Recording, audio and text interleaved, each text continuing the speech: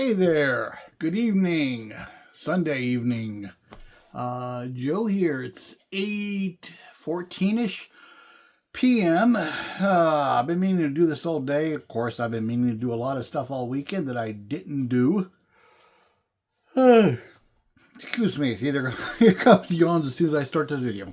I did get some stuff accomplished, but not everything.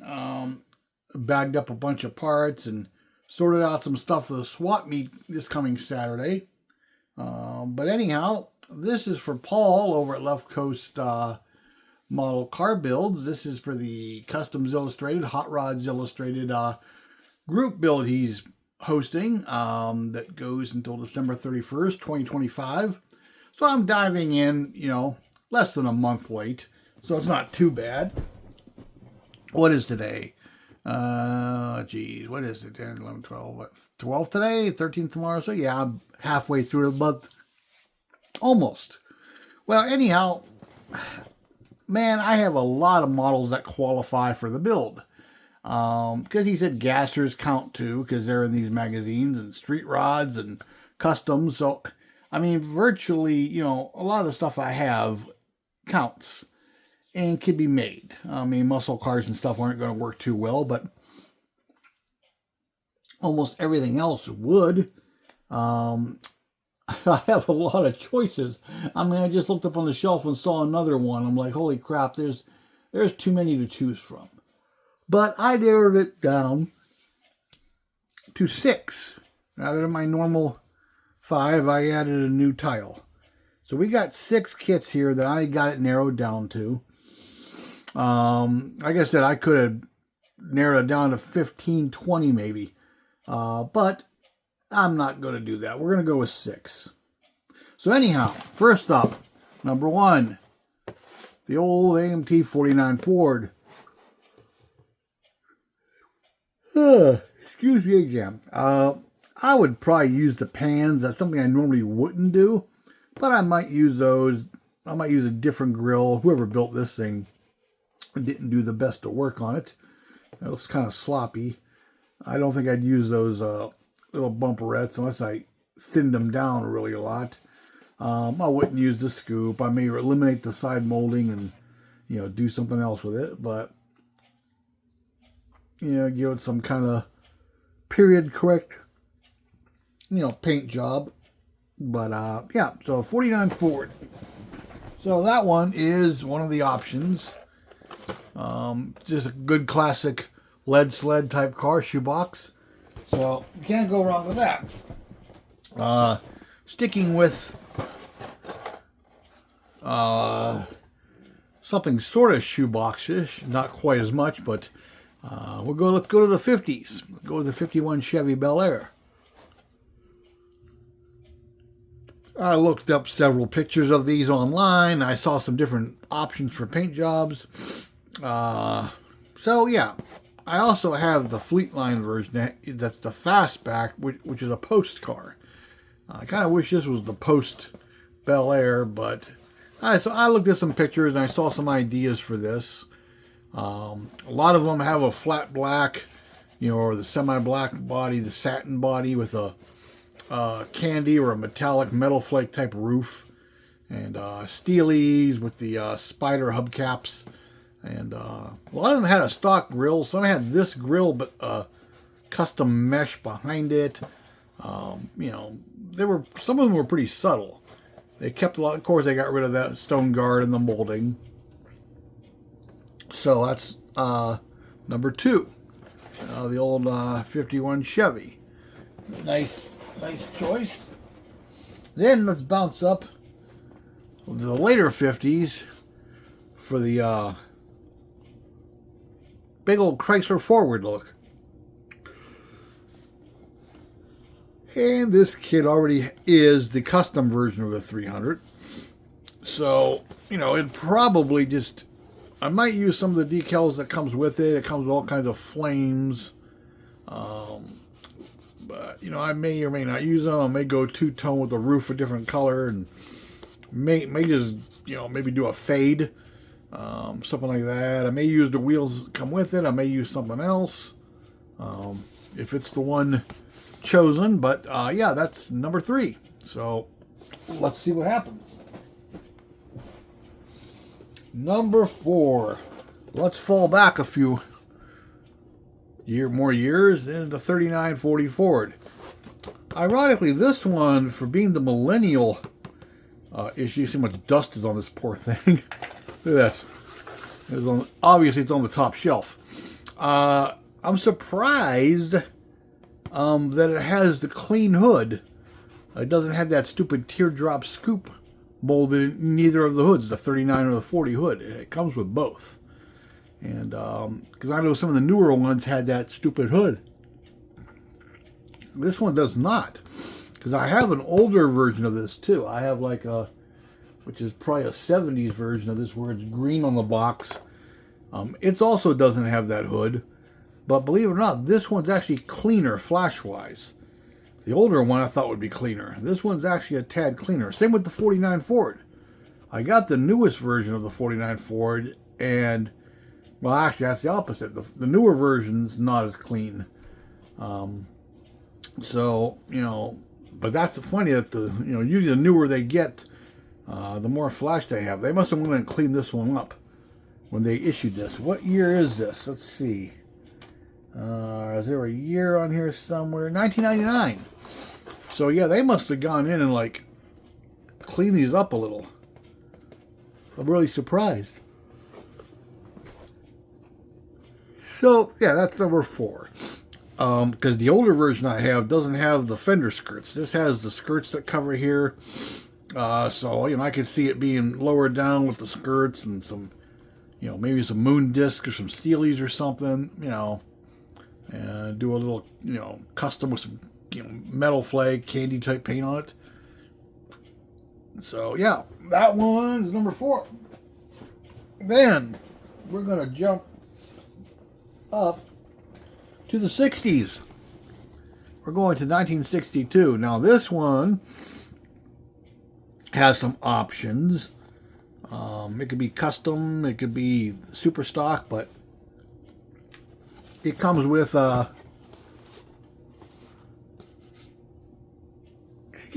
custom grill, got some lake pipes.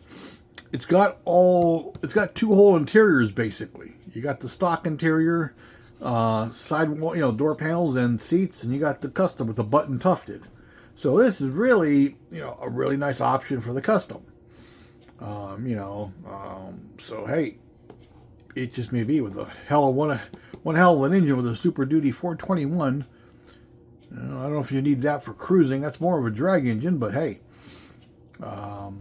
it's got they're molded in silver plastic. They're not chromy, the 8-lug wheels, which I doubt I would use. It's a custom. I think I'd go with something a little different.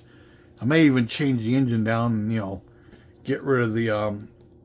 You can't tell the difference really between the 421 and the 389 or whatever, but may go with some of the single carb or something like that. A little more subtle. I don't think you really need a full-on drag type engine, super stock engine for a custom, something that would be cruising. But yeah, so this is number 5. And number 6. Let's stay with the GM division, and we're staying with 1962 year.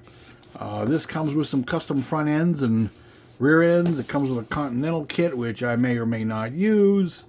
But yeah, it's got the little elephant mascot for the back.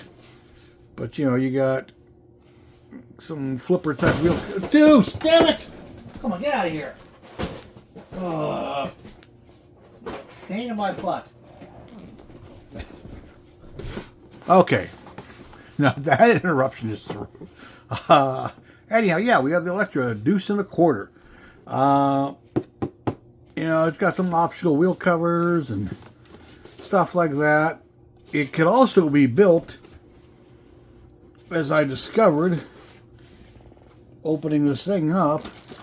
Anybody who is in the know, and if you're not in the know, you're going to be in the know, that a lot of the old AMT kits, and I didn't notice this as a youth when I was building all the old AMT kits, most of their cars at the time were like the real cars. They came as hardtops or convertibles.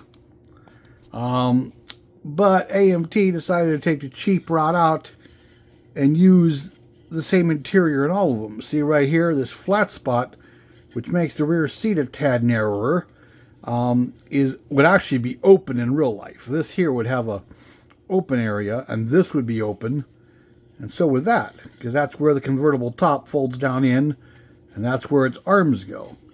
And then, you just usually put the top down and drive, if you were going to leave the top down and wanted it to look finished, because what it had down there is just like a piece of cardboard canvas stuff that separated it from the back wall of the trunk, just to look finished, and the top sat down in there. I really wish model manufacturers made convertibles with the folded down top, in there, like a separate piece, so you could have it, without the boot, because that's what this was called, or a tonneau cover, whatever choice. And that, of course, snapped. There were snaps along the rails of the body on the convertible, and you just snap that on there, and it would cover all that mechanism. So this kit, just like the 64 Impala and some of the other kits lately, they've been coming with the boot. I remember when I was a kid, it never came with the boot. So I always thought that's how the interiors looked. Until I got older, I'm like, that's kind of odd. And then I found out, oh, that's why they share the interior. So there is the option, too, if this one wins, or, hey, when I do build it eventually, there is the option of, zipping the roof off and going with a convertible version. So there's that. So if this one is chosen tonight, I may go with the convertible. I may not. But we shall see. So anyhow, that is number 6. So by now, if you've watched my videos in the past, where I'm doing more than I'm choosing from more than one car, I should say, I usually do the little drawing here. So that's what we're going to do. So we're going to... And boy, is Deuce attracted to this.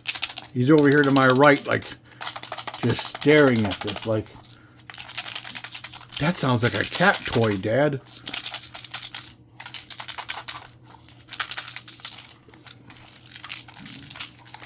Okay, you know how we do this.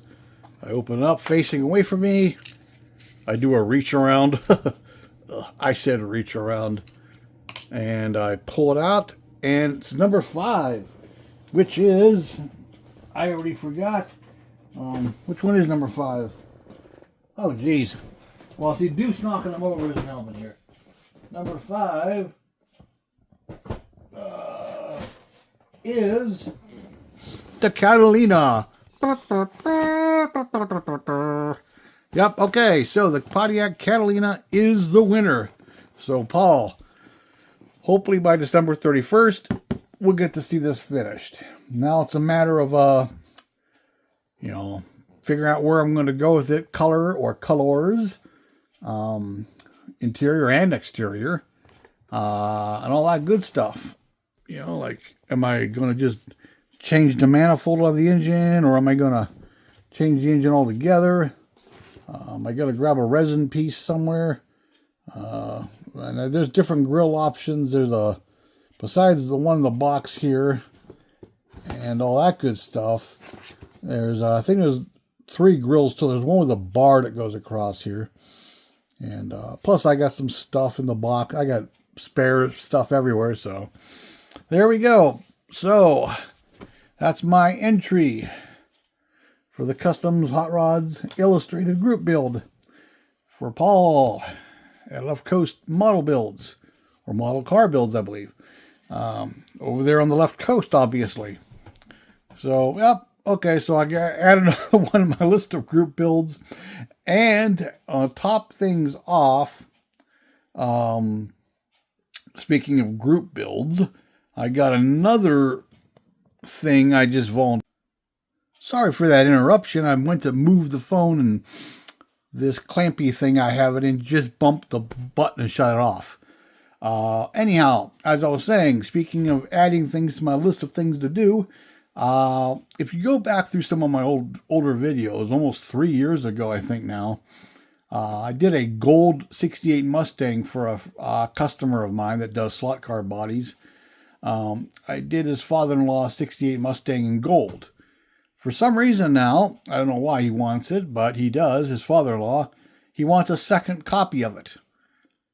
Identical to the first one as I can get it, which is pretty cool because I know what paint I used. As long as I can still find it. It's that Testor's Extreme Lacquer. I think it's called the Pure Gold, not the Inca Gold. But they changed the name on it in the newer cans, so I gotta look and see which one it is. I'm going to the swap meet, so somebody might even have some paint in the can. Because I know there's two golds. But anyhow, it was the Pure Gold, I believe, I used.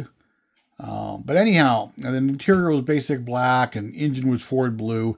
But I changed the engine because that Revell 68 comes with the big block. I don't remember where I got the small block engine from. I think it came from one of the 32 Fords, the Revell 32 Fords. Then the valve covers, I don't have a lot of pictures of the done deal. That's the only thing bad. And I lost a lot of my photos with all the hullabaloo that happened with my account on Facebook, and that happened with all my phones. A lot of the photos leapfrogged over, some of them didn't. So I gotta go back through and see if I can find exactly how I did it. Getting the body, identical won't be a problem, or the interior, because, I'm pretty sure I just went with basic everything. And I told him to send me more photos this time if he has them, because now it's not a surprise.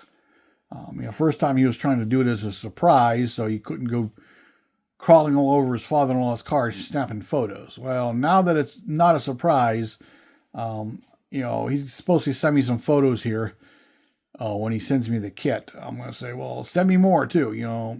Email me, message me as many as you can get. But it shouldn't be too bad to duplicate it. It's basically out of the box on the kit for the most part, except for the engine changed over. And I did a couple other little details to make it accurate. But I still have some photos of it, but I don't have an underhood shot. And so, yeah, that's it. I went through my Facebook today and went and scrolled back through, and I couldn't find it. So it must have been, before they eliminated my account. My main account I had, and I had to start over. It right around was right after that. That's what sucks. So yeah, so I'm going to have that to do. There's really no time constraint, but he would like it as soon as possible. So, in fact, if I had one here, untouched 68 Mustang, I'd probably start on it now. At least get the body prepped and primered and, get going on it. And then replace it, with his when he sends it to me. But, well, anyhow, yeah, that's it. So, hey, that's my Kustoms Illustrated build. I'm going to see where that can go and see what I could do with it. May make some minor body mods on it. I may not. With the moldings and stuff like that. And see what I can come up with. So now I'm going to go put the rest of the stuff back on the shelf and watch some more videos here and get ready for bed, because back to work tomorrow, unfortunately. So that's how it goes. The weekend's over. Stay warm if you're in a cold area. And we will be talking to you later. So thanks for watching. Like, comment, subscribe. And have a good one, people. Bye-bye.